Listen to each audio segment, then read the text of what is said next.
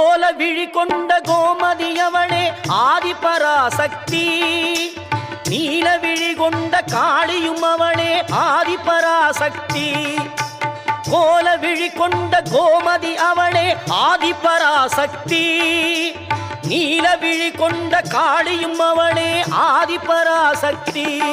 முக்காலம் உணர்ந்தவள் முத்தொழில் புரிபவள் ஆதிபராசக்தி.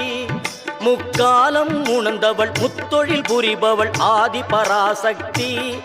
திரிசூலமும் தாங்கிடும் சுந்தரி அவளே ஆதிபராசக்தி.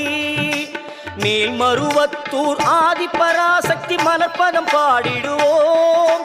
காலம் எல்லாம் நம்மை காத்திடும் தாய் அவள் கோவிலை நாடிடுவோம்.